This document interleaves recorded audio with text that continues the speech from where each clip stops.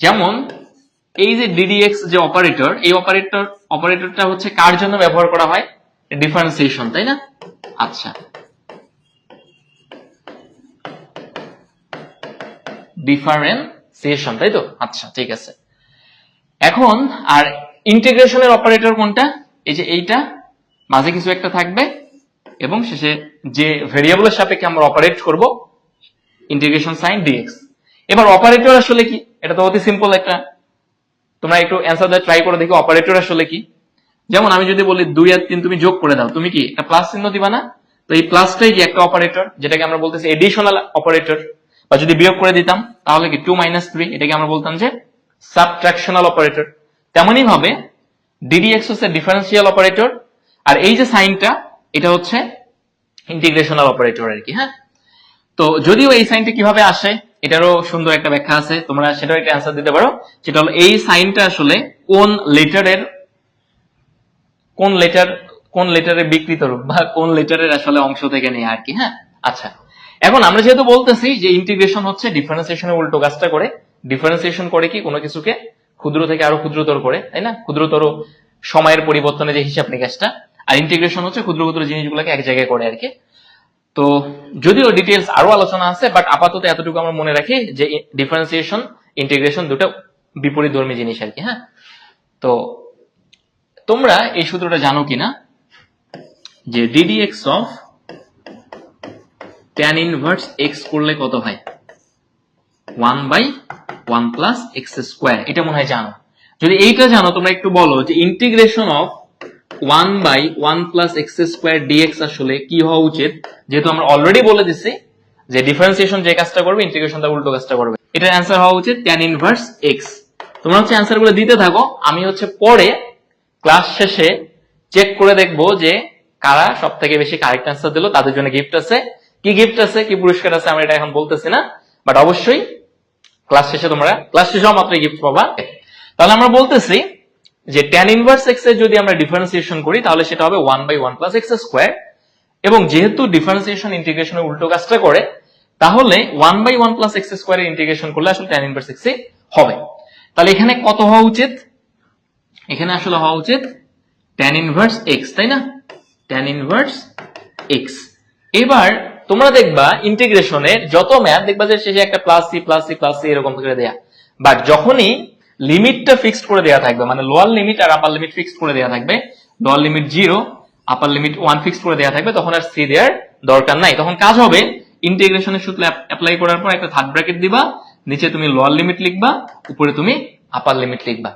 তো যারা integration first class করতেছে তাদের জন্য একটু অন্যরকম লাগবে, বাট সমস্যা নাই, এরকম বহু অন্যরকম লাগা জীবনে ফেস করতে হবে। হ্যাঁ, জীবনে কত কিছু শুরু করবা, দেখবা যে হইতেছে না, মানে তুমি এর আগের যা যা জানা দরকার এগুলো জানো না, কিন্তু তোমার ঝাঁপ দিতে হবে, শুরু করতে হবে, এরকমই পুরো লাইফটাই এরকমই।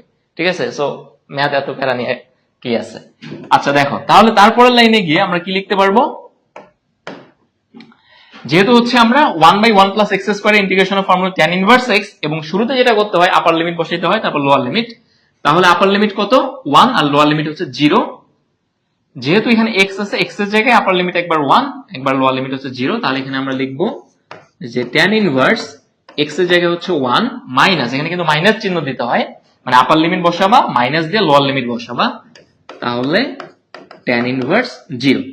এবার আমরা যদি এর পরের লাইনটা আসি,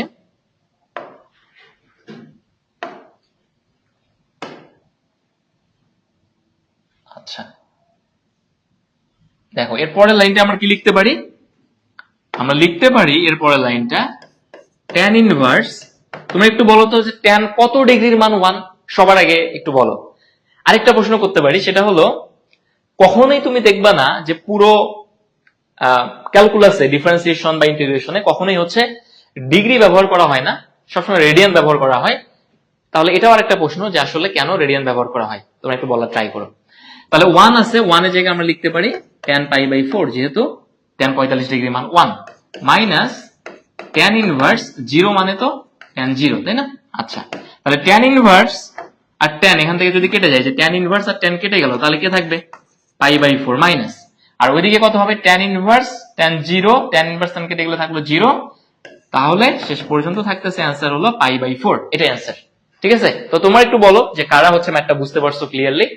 এবার নেক্সট ম্যাথ আমাদের কি বলছে দেখো, যে cos 4x dx lower limit হলো 0, আপার লিমিট হচ্ছে π/2। এবার দুইটা সূত্র তোমাদের খুবই মাথায় রাখতে হবে, সেটা হচ্ছে এই জিনিস নিশ্চয়ই জানো যে 1 প্লাস cos 2a মানে হচ্ছে 2 cos স্কয়ার a, আর 1 মাইনাস cos 2a হচ্ছে 2 sin স্কয়ার a। এই সূত্র যে কত বেশি কাজে লাগবে তোমরা চিন্তা করতে পারতেছো না আর কি। খুবই খুবই খুবই কাজের একটা সূত্র, যে 1 প্লাস cos 2a মানে 2 cos square a, 1 minus cos 2a মানে 2 sin স্কয়ার a। তাহলে এখানে আমরা কি করতে পারি, এখানে কি এই সূত্রটা দরকার আছে? এবার ডিফারেন্সিয়েশন আর ইন্টিগ্রেশনের একটা বেসিক পার্থক্য আছে। পার্থক্যটা কি, যেমন ধরো যদি এরকম হয় যে ddx অফ sin x, এটা করলে কি হবে, cos x হবে। এবং আমরা যেহেতু বলছি যে ডিফারেন্সিয়েশন যে কাজটা করে ইন্টিগ্রেশন তার উল্টো কাজটা করে, তাহলে integration of cos x dx করলে কত হবে, sin x হবে, তাই না? এবার একটা পার্থক্য দেখো ডিফারেন্সিয়েশন আর ইন্টিগ্রেশনের ভিতরে কি ঘটে। যদি এরকম হতো যে ddx অফ sin 5x, তাহলে এটা কি হতো, যে এই 5x কে আমরা চিন্তা করতাম মনে মনে x, তাহলে মনে মনে x চিন্তা করলে sin x এর ডিফারেন্সিয়েশন করলে কি হয়, cos x। তাহলে তুমি লিখতা যে cos 5x। এখন ব্যাপার হলো যাকে তুমি x ধরছো সে আসলে x না, সে কি 5x, তাকে তুমি আবার ডিফারেন্সিয়েশন করবা। তাহলে শেষ পর্যন্ত এটা দাঁড়াইতো যে cos 5x আর 5x এর ডিফারেন্সিয়েশন করলে 5, তাহলে 5 cos 5x। তো এটা কার জন্য ছিল, ডিফারেন্সিয়েশনের জন্য ছিল। এবার ইন্টিগ্রেশনের জন্য কি হয় একটু দেখো, আমরা যদি ইন্টিগ্রেশন করি, কাকে ইন্টিগ্রেশন করব, sin 5x কে যদি ইন্টিগ্রেশন করি, বা আমরা যদি cos 5x কে ইন্টিগ্রেশন করি, দেখো যে ইন্টিগ্রেশন অফ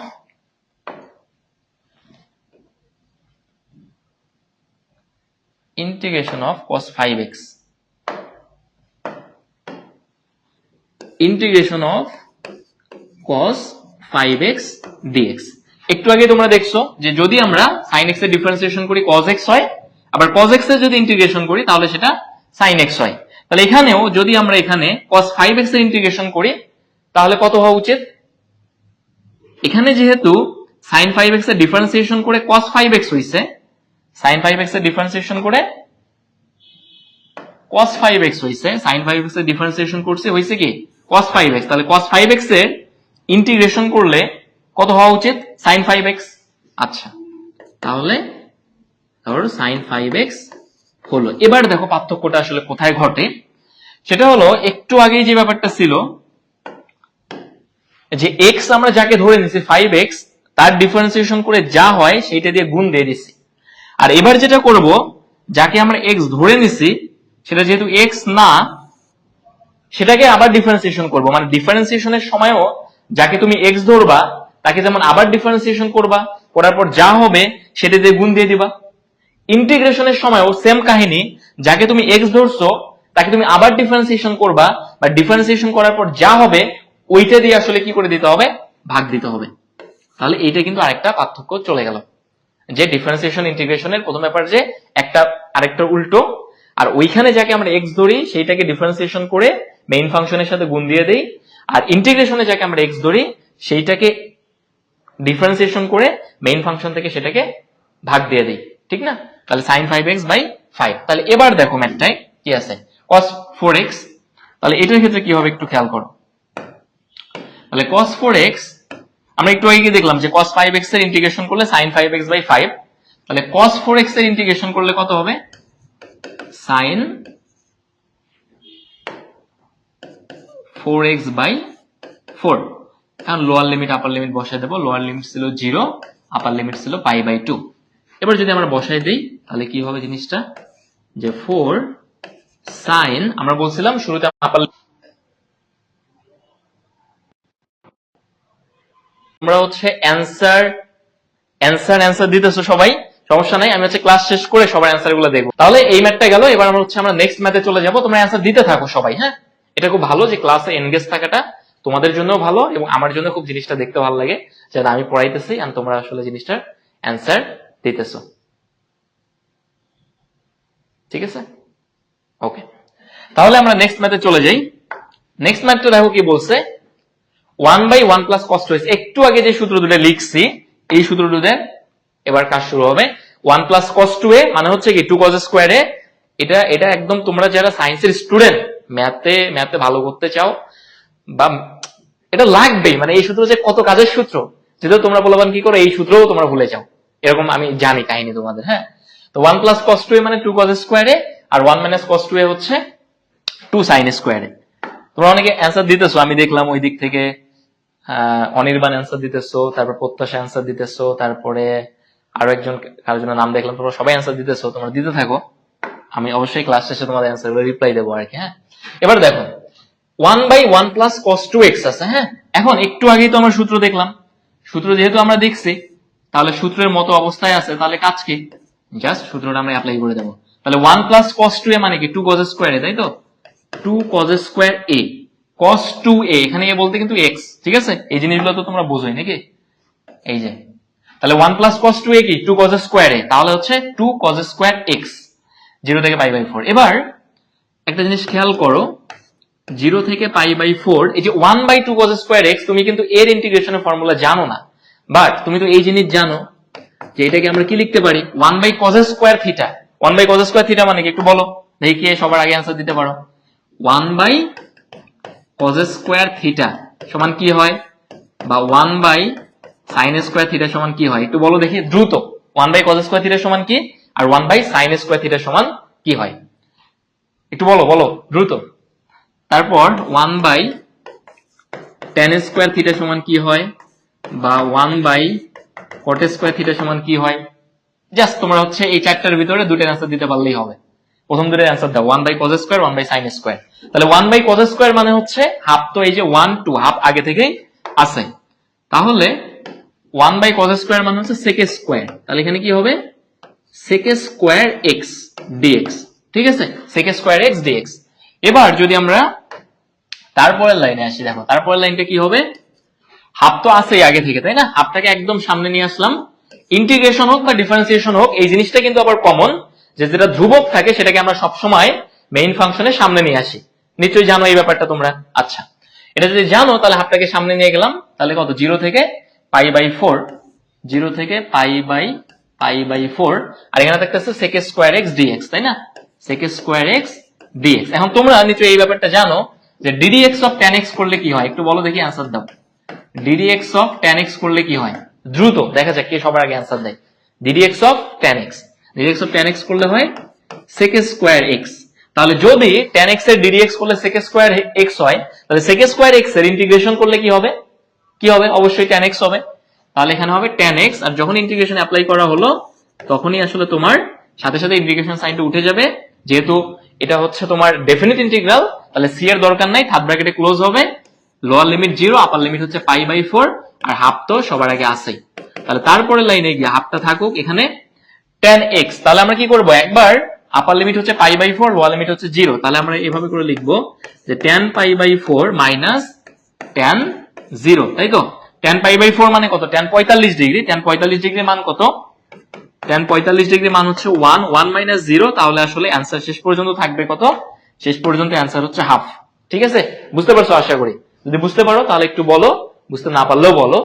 পরের ম্যাথটাই কি বলছে, পরের ম্যাথটাই আমাদেরকে বলা হয়েছে যে ইন্টিগ্রেশন অফ 0 থেকে π/4 dx 1 প্লাস sin x। যেমন ফার্স্ট ইয়ারে এই ক্লাসে জীবনে এন্ট্রি নেবেই না, ও মনে করবে যে কি পড়াচ্ছে।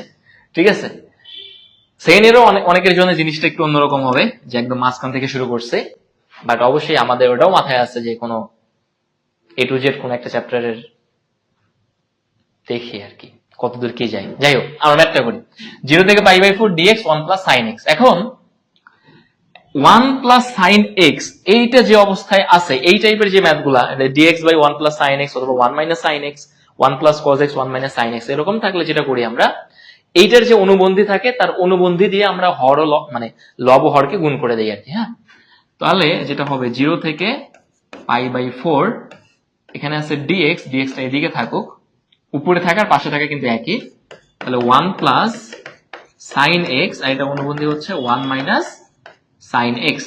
একইভাবে এখানেও হবে 1 মাইনাস সাইন এক্স। তাহলে পরের লাইনে যদি আমরা যাই, তাহলে 0 থেকে pi by 4 1 plus sine x 1 minus sine x, A plus B A minus B, formula কি স্কোয়ার মাইনাস বি স্কোয়ার, তাই না? তাহলে 1 মাইনাস সাইন স্কোয়ার এক্স, আর উপরে কত থাকলো 1 মাইনাস সাইন এক্স, আর এখানে তো ডিএক্স থাকতেছে। তাহলে যদি এবার তারপর লাইনে যাই, 0 থেকে পাই বাই 4 উপরে কত আছে, উপরে আছে হচ্ছে 1 মাইনাস সাইন এক্স, আর নিচে কত আছে 1 মাইনাস সাইন স্কোয়ার এক্স। আর 1 মাইনাস সাইন স্কোয়ার এক্স সমান আমরা কি লিখতে পারবো, আমরা তো জানি sine square theta plus cos square theta সমান 1। তাহলে 1 মাইনাস সাইন স্কোয়ার থিটা সমান কি লিখতে পারবো আমরা, কস স্কোয়ার এক্স ডিএক্স। এবার যদি তারপরের লাইনে যাই, আমরা এইভাবে করে লিখতে পারবো 0 থেকে পাই বাই 4, আমরা একটু ভাগ করে লিখবো আর কি। হ্যাঁ, আমরা লিখলাম যে 1 by cos square x minus এদিকে কত আছে সাইন এক্স, তাহলে আমরা এটাকে এভাবে করে লিখতে পারি sine x by cos x, আর যেহেতু কস দুইটা আছে তাহলে আমরা লিখতে পারি যে 1 বাই কস এক্স, আর এখানে তো ডিএক্স হবে। এখানে ডিএক্স তো আছে। আচ্ছা, তাহলে 0 থেকে pi by 4 1 by cos square x, এর মানে কি, এর মানে হচ্ছে sec square x minus sine x by cos x equal কত tan x, আর 1 বাই cos x মানে কি sec x। এবং তোমরা দেখো এটাকে কিন্তু অলরেডি ফর্মুলা অ্যাপ্লাই করার মতো অবস্থায় চলে আসছে আর কি। হ্যাঁ, আচ্ছা, তাহলে যদি তারপরে লাইনে যাও sec square x, sec square x এর ইন্টিগ্রেশন করলে কি হবে, tan x এর যদি ডিফারেন্সিয়েশন করে sec স্কয়ার x হয়, তাহলে sec স্কয়ার x ইন্টিগ্রেশন করে হবে tan x মাইনাস, আবার sec x এর যদি ডিফারেন্সিয়েশন করো sec x into tan x, তাহলে sec x into tan x হলে কি হবে sec x। তাহলে লোয়ার লিমিট হচ্ছে 0, আপার লিমিট হচ্ছে পাই বাই 4।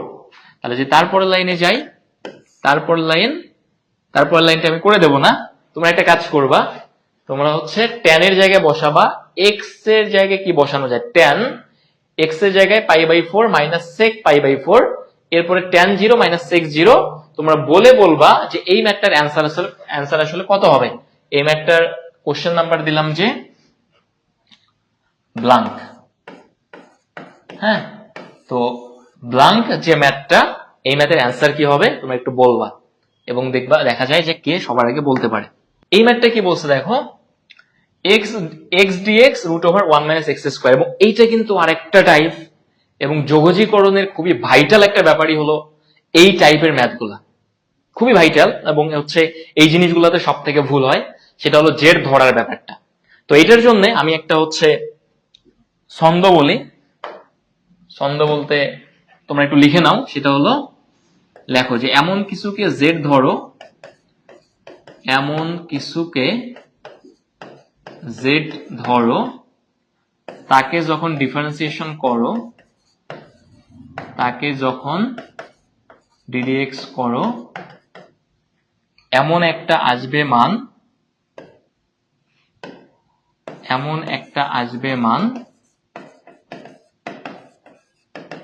আসবে মান যা আগে থেকে করে অবস্থান, যা আগে থেকে করে অবস্থান। তোমরা একটু এটা সুন্দর করে খাতায় লিখে নিবা। সেটা হচ্ছে আমরা কি বলছি, এমন কিছুকে জেড ধরো, তাকে যখন ডিফারেন্সিয়েশন করো, এমন একটা আসবে মান যা আগে থেকে করে অবস্থান। হ্যাঁ, কারণ এইখানে যে x by root over 1 minus x square আছে, ইন্টিগ্রেশনে ভাগের ফর্মুলা নাই, সো এখানে তুমি ইন্টিগ্রেশনে ভাগের ফর্মুলা অ্যাপ্লাই করতে পারতেছো না, এখানে জেড ধরারই ব্যাপার আছে আর কি। হ্যাঁ, ব্যাপার হলো তুমি কাকে জেড ধরবা, তোমার হাতে জেড ধরার জন্য তিনটে অপশন আছে। তুমি চাইলে এক্স কে জেড ধরতে পারো, তুমি চাইলে 1 কে জেড ধরতে পারো, তুমি চাইলে 1 মাইনাস এক্স স্কোয়ার কে জেড ধরতে পারো, তুমি চাইলে আরো একটা option root over 1 minus x square কেও জেড ধরতে পারো। সো এগুলো হচ্ছে তোমার, মানে আমার মনে হয় যে শুরুর দিকে তোমার উচিত যে জেড ধরে ধরে এক্সপেরিমেন্ট করা। হ্যাঁ, 1 2 3 ঘন্টা 6 ঘন্টা এক্সট্রা যাইতেছে যাক, বাট নিজে নিজে একটু ভুল করো, ভুল করে জিনিসগুলোর ব্যাপারে সেন্স তোমার ভিতরে তৈরি করো। হ্যাঁ, মানে একবারে টিচার যা বললো তুমি করলা, আসলে এরকম জিনিসটা এত সুন্দর হয় না, তাই না? তাহলে তুমি তো একটা অথর্বয়ান দুর্বল মানুষ হয়ে গেলা, তাই না?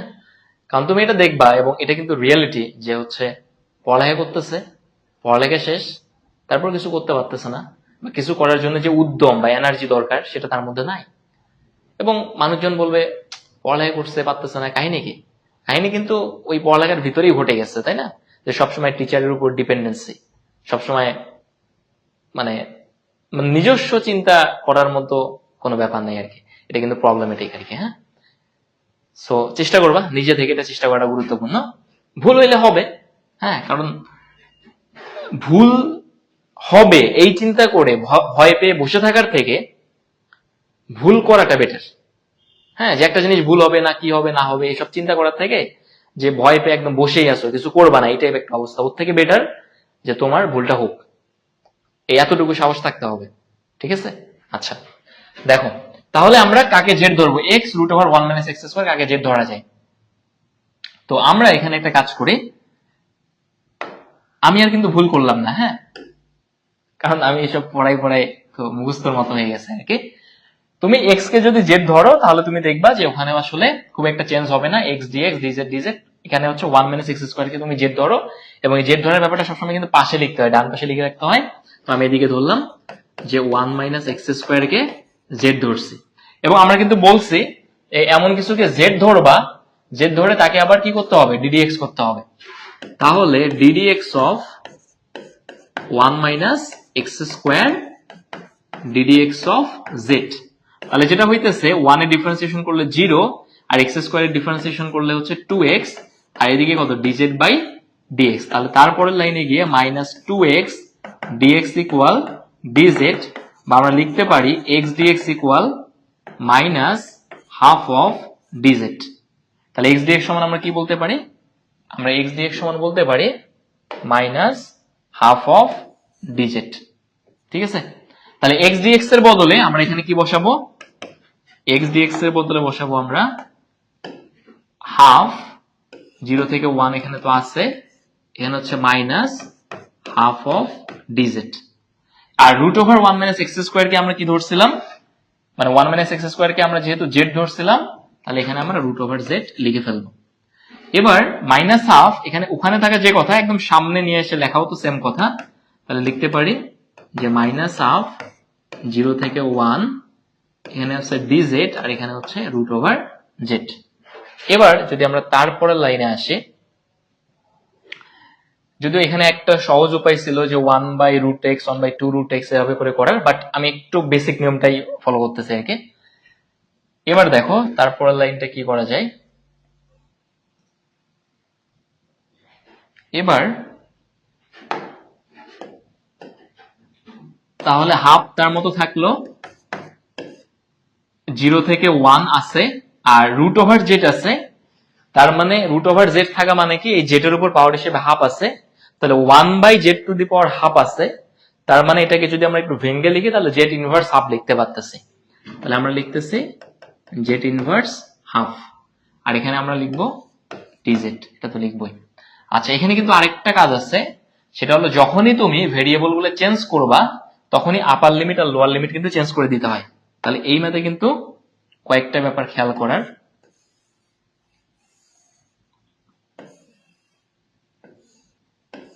সেটা হচ্ছে x আর এখানে হচ্ছে z। তাহলে যদি x এর ভ্যালু কত কত ছিল? x এর লোয়ার লিমিট ছিল 0 আর আপার লিমিট ছিল 1। তাহলে এবার যদি z এর ক্ষেত্রে তুমি বসাও, z এর ক্ষেত্রে কত হবে? আমরা 1 - x², তাহলে x এর জায়গায় যদি তুমি 0 বসাও তাহলে দেখো কি হয়, x এর জায়গায় 0, তাহলে কত? 1 - 0 না? x এর জায়গায় 0 বসালে 1 - 0 ইকুয়াল z, তাহলে z এর ভ্যালু কত হইতেছে? 1। তাহলে x এর জায়গায় 0 বসালে z এর ভ্যালু হয় 1, আর x এর জায়গায় যদি তুমি 1 বসাও 1 - 1, তাহলে z এর ভ্যালু হবে 0। তাহলে যেখানে যেখানে আমরা dz দিছি সেখানে সেখানে আমাদের চেঞ্জ করে দেওয়াটা উচিত ছিল। তাহলে এখানে আমরা যেটা করব, কারণ যখনই হচ্ছে আমরা ভেরিয়েবলটা চেঞ্জ করে দেবো সাথে সাথে হচ্ছে লোয়ার লিমিট আপার লিমিটটাও চেঞ্জ করে দিতে হবে আমাদের। তাহলে চেঞ্জ করে দেই, তাহলে এখানে হইতেছে 0 থেকে 1, আর যখনই জেড এর ক্ষেত্রে আসলো তখন 0 বসালে 1 আসে, 1 বসালে 0 আসে, যে এই জায়গাটায় বসায়। তাহলে 0 এর জায়গায় হবে 1 আর 1 এর জায়গায় হবে 0, 1 0 1 0। তাহলে যদি আমরা তারপরের লাইনে আসি তাহলে যেটা হবে -half। এবার জেড ইন্টিগ্রেশন অফ x⁴n এর ফর্মুলা নিশ্চয়ই তোমরা জানো, যদি না জানো তাও লিখে নাও। x to the power n dx এর ফর্মুলা হচ্ছে x n plus 1 divided by n plus 1 plus c, তাই না? তো n প্লাস 1, n এর মান কত? মাইনাস হাফ, তাহলে কি হতে হবে z two the power minus half plus 1 minus half plus 1, আর এখানে তো c দেওয়ার দরকার নাই। তাহলে এখান থেকে যদি আরেকটু ছোট করি জিনিসটাকে,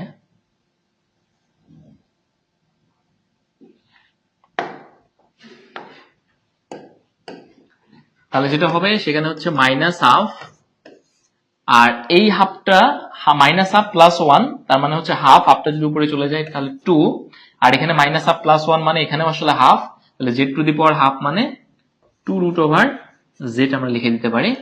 2 রুট ওভার জেড হওয়া মাত্রই আমরা কি করব, এখানে যেহেতু আমরা সূত্রটা প্রয়োগ করে দিয়েছি এখানে লোয়ার লিমিট আপার লিমিট বসাই দিতে পারি, লোয়ার লিমিট 1 আপার লিমিট 0।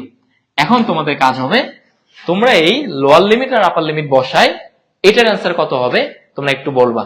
তো এই কোশ্চেনটার নাম্বার হলো লেট, যেহেতু এখানে ধরার ব্যাপার, তো যেটা হলো ব্ল্যাঙ্ক ম্যাথের যেটা কোশ্চেন ব্ল্যাঙ্ক ওটার অ্যান্সার কত হবে, আর যেটা হলো লেট ধরে নিছি আমরা সেটার অ্যান্সার কত হবে তোমরা একটু জানাবা। জিনিসটা একটু আমি আরেকবার বলি, হ্যাঁ, তাহলে ক্লিয়ার হবে। তো তোমরা একটু বলো যে যারা যারা ক্লাসে আসো আসলে এটা বুঝতে পারছো কিনা এই পর্যন্ত যা বলছি। ধরাটা খুবই ইম্পর্টেন্ট। তো আমরা হচ্ছে এমন কিছুকে যে ধরবো তাকে ডিফারেন্সিয়েশন করার পর যা হবে ওইটাকে কোশ্চেন আগে থেকেই থাকতে হবে। তো আমার প্ল্যান, আমার এখন মনে হইতেছে যে আসলে কোন একটা চ্যাপ্টারই শেষ করে দেওয়া উচিত ফ্রি ক্লাস হইলেও, কারণ না হলে তোমরা ধরতে পারবে না অনেক সময় কোত্থেকে শুরু করে কোথায় যাইতেছি। এবং তাহলে আমার মনে হইতেছে যে ফুল মানে এর আগে শর্ট সিলেবাসের বাইরে যে চ্যাপ্টার গুলো ছিল এখান থেকে কোনো একটা চ্যাপ্টার শেষ করে দেওয়া যায়, বা সবার সাথে কথাবার্তা বলে যে কলেজগুলোতে কোন চ্যাপ্টারটা করাইতেছে ওই চ্যাপ্টারটাই শেষ করে দেওয়া যায়, এটা করা যায় মেবি, তাহলে ভালো হবে হয়তো বা। আচ্ছা দেখো, তাহলে আমরা বললাম যে এমন কিছুকে জেড ধরা তাকে যখন ডিফারেন্সিয়েশন করে আমরা কাজ পাবেন যে আগে থেকে পরে অবস্থান ডিফারেন্সিয়েশন করলাম জেড ধরার ব্যাপার, যখনই জেড হবে upper limit lower limit change হবে, upper limit lower limit change হওয়ার পরে ইন্টিগ্রেশনের সূত্র আমরা বসাই দিলাম 2 রুট জেড। এটা একভাবে আরেকভাবে করা যায়, এই যে এই সূত্রটা হচ্ছে ডিফারেন্সিয়েশনের সময় এই সূত্রটা এইভাবে করে মনে রাখা যায়, সেটা হলো ddx অফ রুট এক্স এর ডিফারেন্সিয়েশন করলে হয় 1/2 রুট এক্স, এটা হয়। তাহলে ইন্টিগ্রেশন অফ 1/2 রুট এক্স করলে রুট জেড হয়, ওটা ক্যালকুলেশন করে করা যাইতো আর কি। যাই হোক, তো আমরা একদম বেসিক নিয়মটাই ফলো করছি। তো তোমরা এটা এই যে লেট যে ম্যাথ এটার অ্যান্সার কত হবে তোমরা একটু বলবা। এবার আমরা হচ্ছে নেক্সট ম্যাথটাই চলে যাই। নেক্সট ম্যাথ কি বলছে, x e two the power x square dx। ওকে, আচ্ছা এটা একটু দেখো, x e two the power x square dx এটা আসলে কি বলছে। সেম ব্যাপার, ইউভি আছে, এখন ইন্টিগ্রেশনের যে ইউভির ফর্মুলা এটা যে কত বড় ফর্মুলা এটা একটু দেখো তোমরা, লিখি আমি ইউভি ডিএক্স, প্রথমে U integration of V dx minus d dx of U integration of V dx differential function. বুঝতে পারছো ঝামেলা কত কিছু? অতএব ওর থেকে বেটার না জিনিসটাকে যদি আমরা ছোট করে ফেলতে পারি, যে আমরা ইউভি যাবই না ম্যাথটা করে ফেলবো, এটাই তো অনেক সহজ, তাই না? তো জেনারেলি আমরা ধরার ব্যাপারটা তখনই আসে ম্যাথটাকে যখন আমরা ছোট করতে চাই, ভাগ অবস্থায় আছে যেটাকে আমরা ইন্টিগ্রেশন করতে পারতেছি না ওইটাকে আমরা গুণ অবস্থায় নিয়ে আসলাম, বা যেটা আসলে গুণ অবস্থায় আছে ইন্টিগ্রেশন করলে অনেক বড় হবে ওইটাকে আমরা ছোট করে নিয়ে আসলাম, এটার জন্যই ধরার ব্যাপারটা চলে আসে। এবার দেখো এইখানে কি করবো আমরা, এইখানে চাইলে তুমি এখানেও কয়েক ভাবে তুমি ধরতে পারো, এক্স কে জেড ধরতে পারো, এক্স স্কোয়ার কে জেড ধরতে পারো, e to the power x square কে জেড ধরতে পারো, তোমার ইচ্ছা। তো আমরা যদি এখানে একটা কাজ করি, আমরা যদি এক্স স্কোয়ার কে জেড ধরি তাহলে এদিকে যদি ডিফারেন্সিয়েশন করি তাহলে হইতেছে 2x, আর ওদিক থেকে dx চলে আসলে 2x dx ইকুয়াল dz, বা এখানে x dx করলে আমাদের যেটা হবে সেটা হলো হাফ অফ dz। তাহলে এখানে x dx এর বদলে আমরা কি বসাইতে পারি, হাফ অফ dz, হাফটাকে সামনে লিখলাম, এদিকে আমরা dz দিলাম, x dx এর বদলে এই যে হাফ অফ dz। আর এইখানে কি থাকলো দেখো, এইখানে থাকতেছে e to the power x square, তাহলে e to the power x square, x বলতে এখানে কত আছে দেখো তো, এক্স বলতে আমরা ধরে নিছি, এক্স স্কোয়ার বলতে জেড ধরে নিছি, তাহলে কত ই টু দি পাওয়ার জেড হবে। এবার তোমরা নিশ্চয়ই এই ফর্মুলা জানো যে ddx of E to the power x করলে কত হয়, ই টু দি পাওয়ার এক্স এই হয়। তাহলে obviously E to the power x এর যদি তুমি ইন্টিগ্রেশন করো সেটাও আসলে ই টু দি পাওয়ার এক্স এই হবে, তাহলে e to the power Z এর ইন্টিগ্রেশন করলেও সেটাও আসলে ই টু দি পাওয়ার জেডই হবে। সামনে তো একটা হাফ আছে, এবং অবশ্যই তোমার লোয়ার লিমিট আপার লিমিট বসাই দিতে হবে। লোয়ার লিমিট আপার লিমিট বসানোর আগে যেহেতু আমরা যে ধরে নিচ্ছি লোয়ার লিমিট আপার লিমিটটা চেঞ্জ হবে, তো কোথায় চেঞ্জ করব, আমরা যদি এখানে লিখে ফেলি এক্স জেড, না এখানে জেড, আর আমাদের লোয়ার লিমিট ছিল, আপার লিমিট ছিল 1, লোয়ার লিমিট ছিল 0। তাহলে যদি 1 আমরা ধরি, তাহলে যদি জেড ইকুয়াল কত ধরবো 1, এক্স স্কোয়ার যদি 1 ধরি আসলে 1ই থাকে। আবার যদি এখানে এক্স এর মান 0 বসাই দেই তাহলে জেড এর মান 0 হয়। তাহলে lower limit upper limit change হওয়ার পরেও সে আসলে 0 1ই আছে, তাহলে 0 1ই আছে। তো তোমরা সেম কাজটা করবা, এটারও অ্যান্সার বের করবা, একবার আপার লিমিট বসাবা, একবার লোয়ার লিমিট বসাবা, এবং এই ম্যাথটার নাম হচ্ছে এক্সপোনেনশিয়াল ম্যাথ। ঠিক আছে, এক্সপোনেনশিয়াল, ঠিক আছে, এক্সপোনেনশিয়াল।